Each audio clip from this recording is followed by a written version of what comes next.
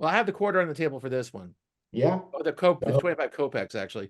But the Ascent, I kind of watched it and kind of watched the growing amount of Judeo-Christian imagery in this film, and it become freakier and freakier as I went along.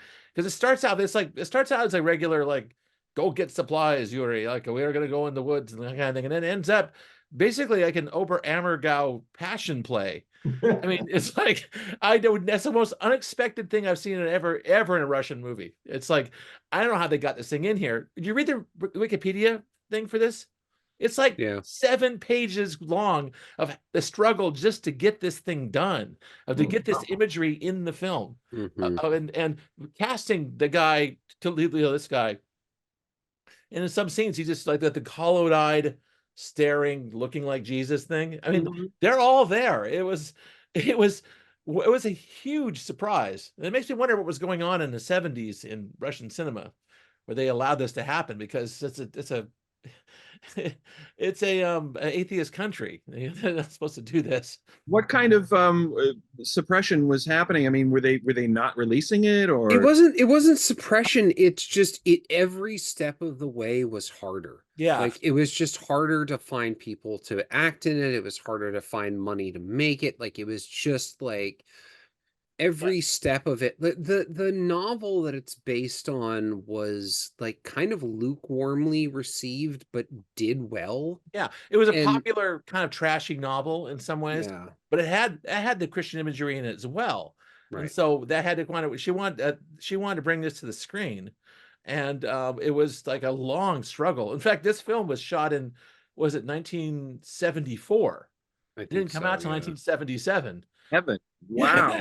So it's like there's a lot behind this. Yeah, the editing took forever. Like every step of it was just like 3 steps longer than you would imagine. Yeah. Like it and the one neat thing, I get it though, actually. Like I just don't feel like this movie ever gets there. Like I I have to admit, the one thing that made it click for me when after I watched it, it's like wondering why it kind of a weird feel to it, and I looked it up, and it's all set in Belarus.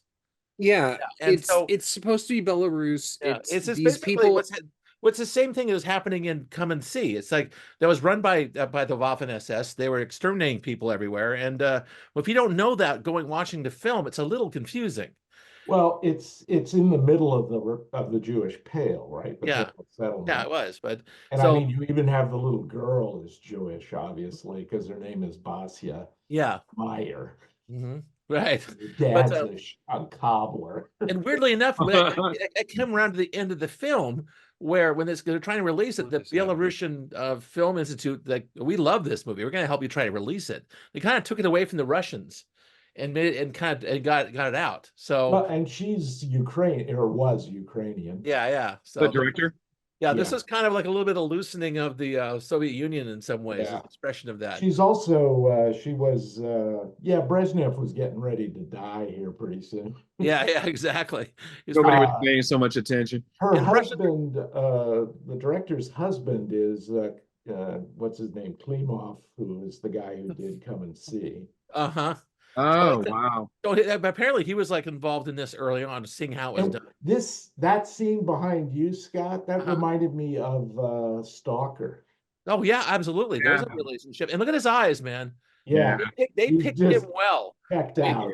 Yeah, he was like he looked like Jesus Christ. You just want to drop to your knees when you see it. No, but they had to give him a crown of thorns. Exactly. Yeah. But it was almost too much. It was like, I'm taking all the responsibility myself, and the other guy turned into Judas, basically. Yeah. Well, there's a great line after the other guy's given the offer. It's like, well, you could join the police, and then he does. And he does. He takes the offer, but when he goes back into the cell, the other guy says, no, if you crawl through the mud, you'll never get that mud off. And he's like, you just want somebody to keep you company with you when you die. Like, you want to die, you want me to die too, just so you won't have to do it alone. Yeah, so he's great. It's a great line. It's like she's channeling him through his own fears, like he's projecting back and forth. Like, Yeah. oh, you don't want to die. I don't want to die either. And so obviously you don't want to die. And the other guy's like, well, I'm kind of okay with it. Yeah. it's like it was very odd. But I mean, the most interesting scene between two actors is the choir master who's become a auxiliary policeman who does The interrogator guy? interrogation. holy But shit, that guy. He tortures one of the guys, and then the other guy, he just looks at him and it's like, hey, how would you like to join the police? Yeah. Well, maybe Yeah. he has a way of looking into people's souls a little bit. He saw the Yeah, he first just guy like realized that he's he thing smells is, he it. gets to stand in for Pontius Pilate. So he's like, okay, you're gonna be a problem, but you know, here's 13 pieces of silver. Join the police, you know. Kind of He's one of those great characters where it's like somebody who was just an ordinary guy is given power, you know, and you find out what he's really made of. You find out what he's really like, you know. I like the part where they're gossiping about it. In All's Quiet on the Western Front, who turns out to be a coward in the end, you know. It was kind of interesting. They're all kind of like hustling. They're talking about him in the basement when they were being held. And it's like it was almost like a reunion. It was like, oh, that guy. Oh yeah, I had classes with him. Everybody knows him. He's from town. I know. It's very odd. Yeah. Again, not to bring up Kubrick, but Paths of Glory, the scene in the prison or in the cell, Yes. and this scene in the basement, have the same sort of vibe to them. Kind of looks similar. If they kept inviting more prisoners into the cell throughout, right. And And when he goes in and finds the guy flat on his back with a rat crawling. Oh yeah. Wait, they're going by the close-ups, so like looking concerned, rat going squeak, squeak, squeak. I was like, I guess he's part of the whole scene. You know, it's fine. Great rat. This movie, I mean, compared to the other film, I mean, 20 years later, the whole Russian constructivist thing, that's gone. Yeah. And now it just looks really bleak and cold. This movie everybody looks like they're really cold in this movie, and I'm sure they were. Like they were literally extremely cold. For an hour, you can feel the cold. Yes. Do you know, Danny, where I forgot where they said they shot it, the first part of the film. Was somewhere. It's near the Finnish border. Way up north. It was literally 40 below when they shot it.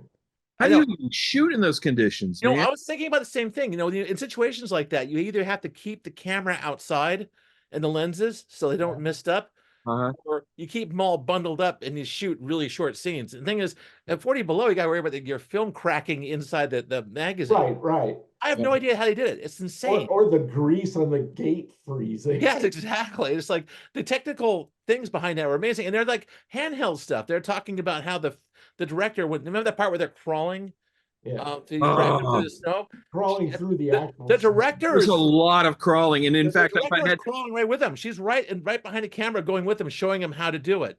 There's a scene after they crawl for about 5 or 10 minutes. One of them says, "Will this never end?" And I'm like, I'm thinking the same thing.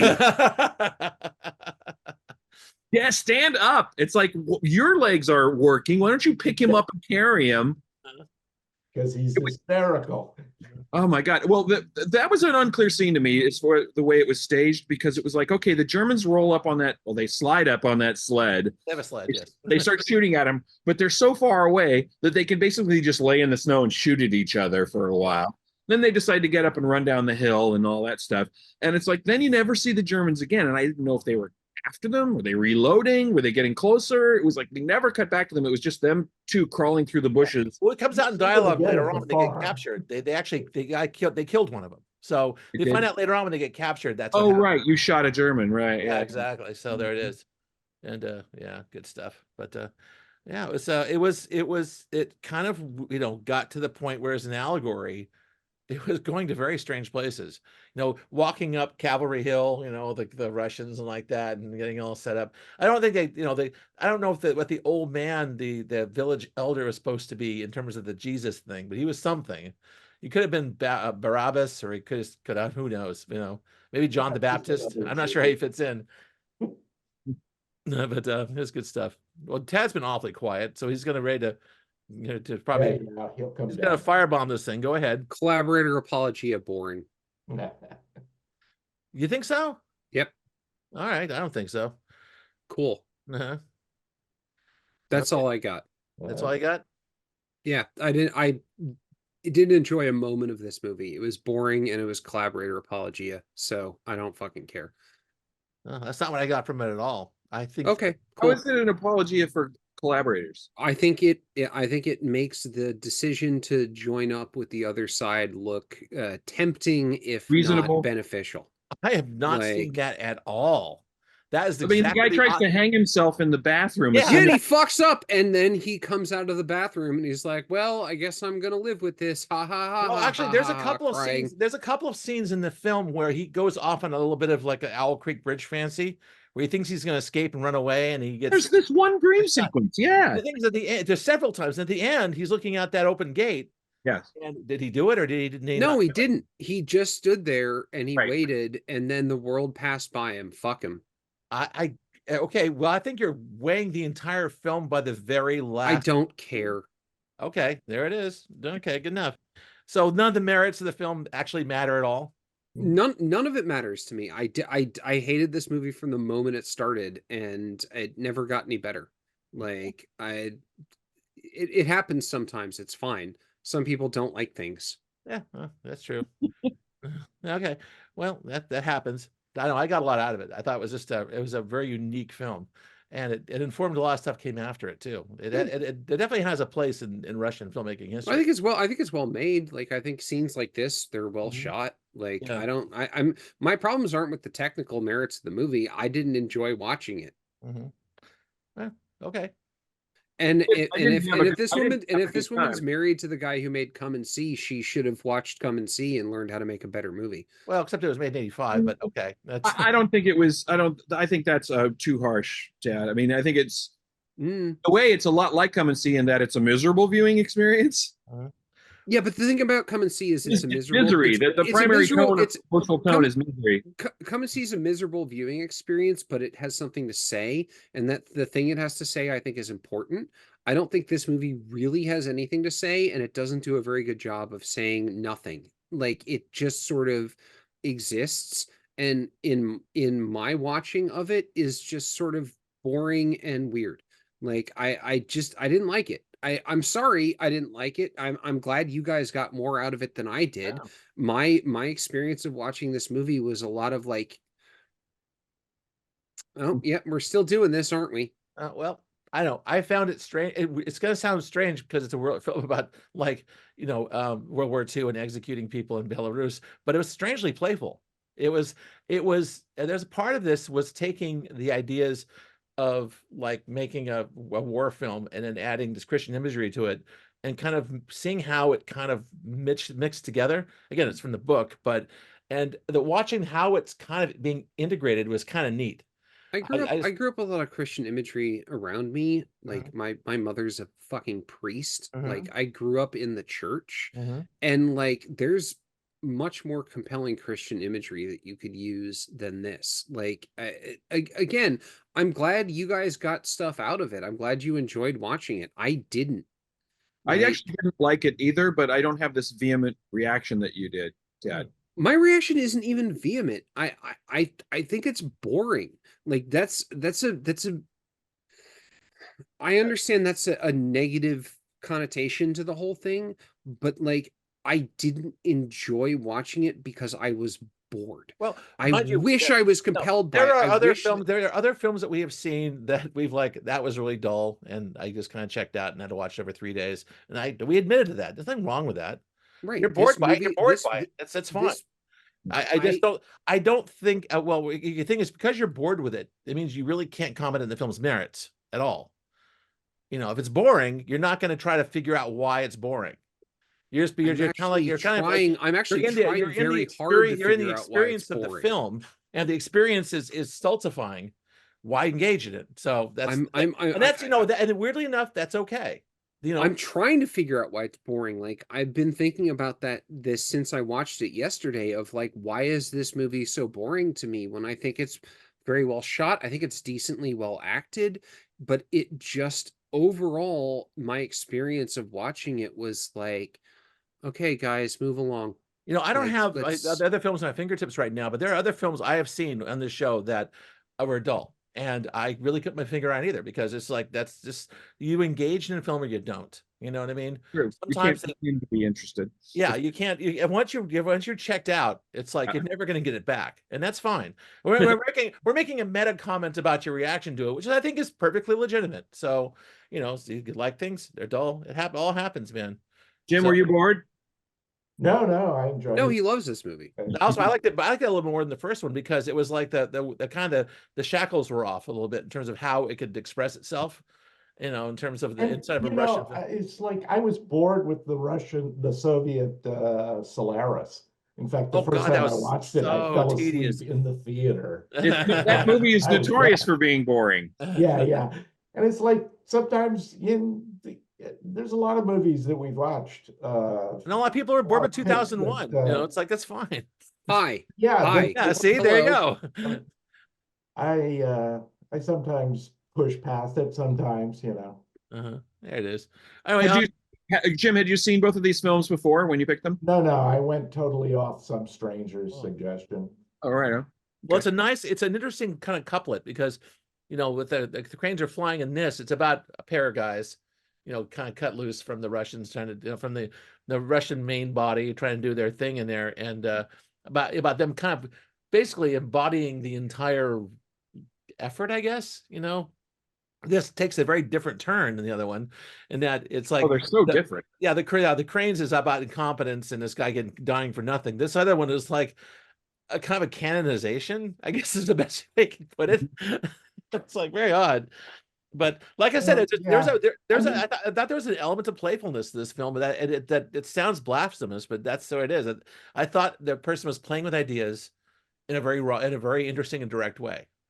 It wasn't necessary to have all that Christian imagery, but they did it anyway, so that's kind of cool. There's a whole tradition of that literary wise in Slavic literature. That makes sense. But yeah.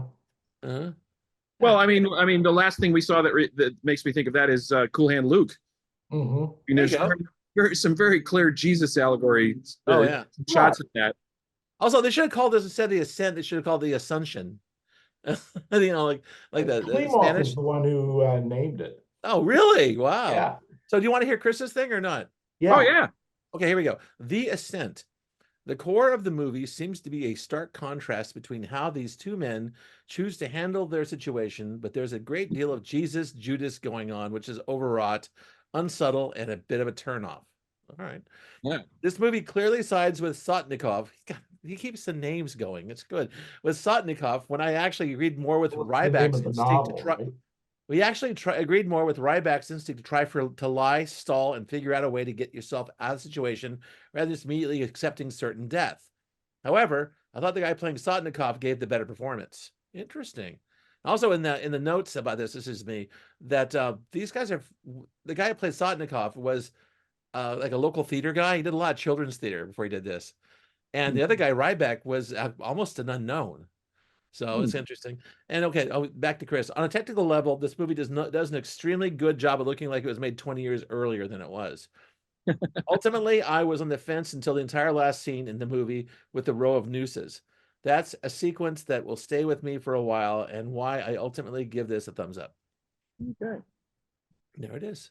I like having to put the young girl on a box to. Yeah, that's just that was awful. That's so grim. Well, and the noose doesn't really reach down to her neck either. Like I know. She was kind of half off her head. It was like, yeah. But that wasn't even like a quick snap. That was like strangulation hanging. Yeah. Oh, it? yeah. Yeah. Which can take hours. Yeah. Yeah. But that's not good. Right. Do you have a corner, Jim? Or you already said what you guys say? Yeah, no, I guess not. It was quite interesting, I thought. I found the characters more complex, at least to John's criticism of the first movie. Agreed. But it's also 20 years later, right? Yeah. So, the dialogue's better. It's more realistic. And the dialogue's better, yeah. Yeah. It is. A little more raw. All right. Well, golly, we done? I guess. I told you these four guy things go quick, This is my thumb for how well the film's made, and this is my thumb for how much I enjoyed watching it. So. Oh, I all the way through. It was actually, I thought it was compelling. So it was, Yeah. yeah. But these things I happen. don't split those things up.